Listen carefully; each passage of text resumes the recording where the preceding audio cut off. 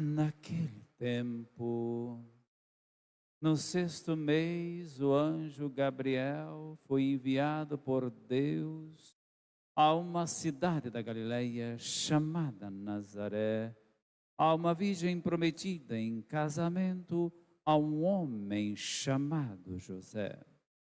Ele era descendente de Davi e o nome da virgem era Maria. O anjo entrou onde ela estava e disse: Alegra-te, cheia de graça, o Senhor está contigo. Maria ficou perturbada com essas palavras e começou a pensar qual seria o significado da saudação. O anjo então disse-lhe: Não tenhas medo, Maria, porque encontraste graça diante de Deus.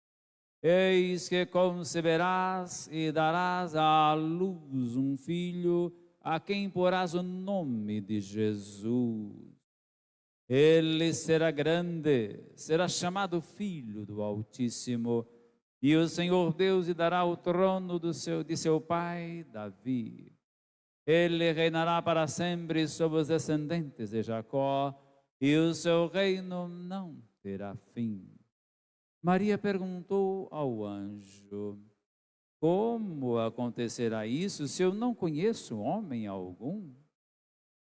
O anjo respondeu: O Espírito virá sobre ti e o poder do Altíssimo te cobrirá com sua sombra.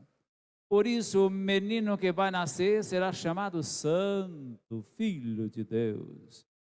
Também Isabel, tua parenta, concebeu um filho na velhice. Esse já é o 6º mês daquela que era considerada estéril, porque para Deus nada é impossível. Maria então disse: Eis aqui a serva do Senhor, faça-se em mim segundo a tua palavra. E o anjo retirou-se.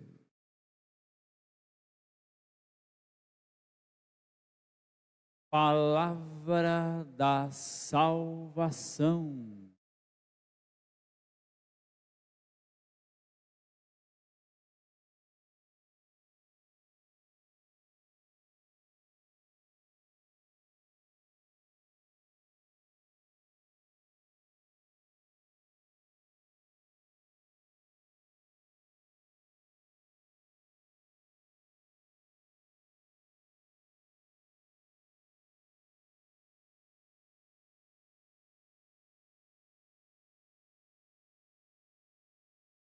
Alegra-te, ó Maria, o Senhor está contigo. És bendita entre as mulheres.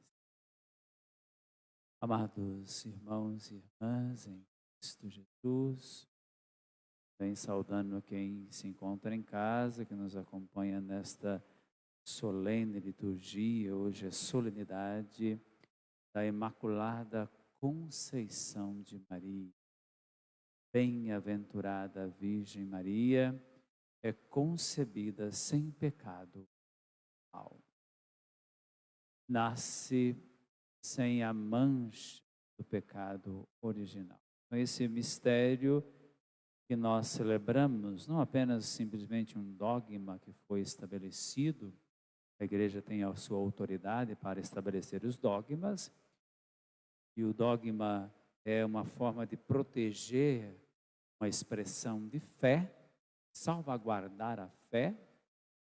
Esse é um dos modos, não é uma questão fechada, não é nenhum dogmatismo, mas é um dogma, uma expressão de fé da igreja, sobretudo com base naquilo que é a tradição e também o magistério da igreja. A igreja tem autoridade para fazer isso.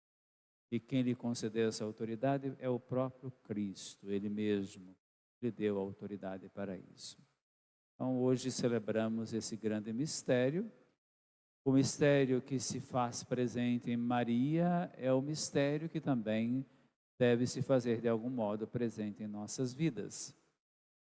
Maria é concebida no seio de Ana sem o pecado original, é preservada do pecado original, não por seus méritos próprios, mas porque fora preparada desde sempre para ser a mãe do Salvador. O Filho de Deus não nasce no pecado nem do pecado, mas nasce de um ventre puro e imaculado. Esse é o ventre de Maria. Não só o seu ventre, como a sua pessoa como um todo, assim também o é.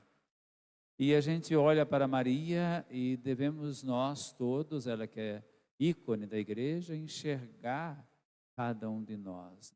Ela é o nosso espelho e é um espelho para nós.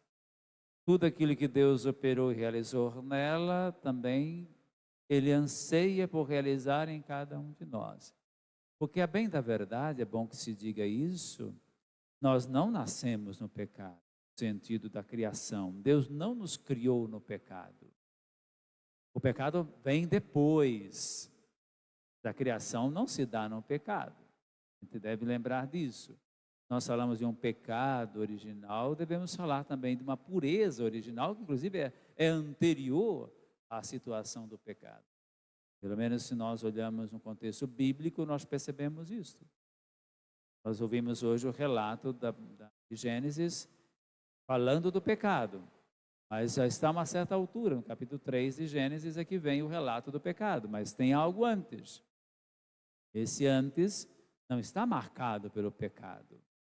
Inclusive, há uma linguagem muito bonita, né, da proximidade e intimidade com Deus, que diz que Deus passeava pelo jardim, o mundo, a criação tida como um jardim, como algo belo, uma beleza sem igual, onde Deus interagia, estava ali presente.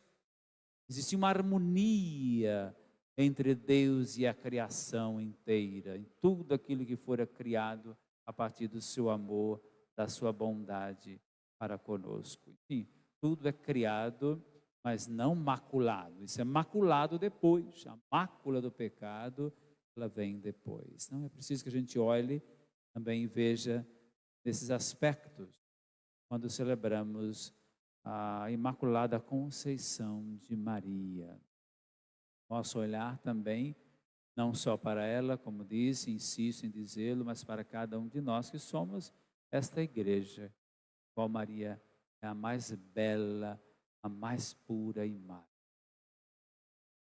E nesse sentido também, né, do que nós celebramos, nós vemos então na figura de Maria uma correspondência àquilo que é o apelo divino. Maria é criada na pureza, preservada do pecado, mas tem uma liberdade.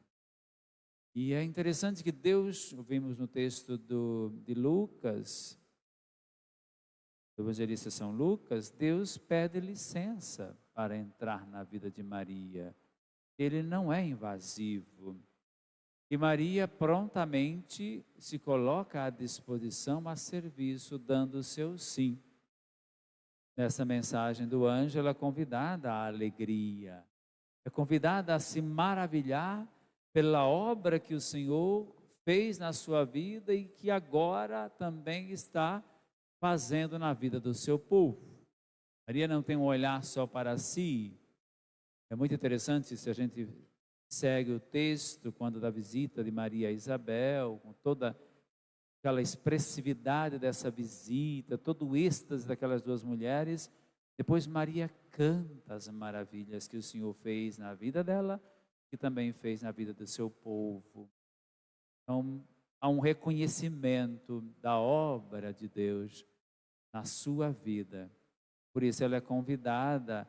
O Papa Francisco fazia a sua meditação hoje, falando desse estupor, desse maravilhar-se, desse encantamento, já que a gente vive hoje em tempos tão desencantados, né?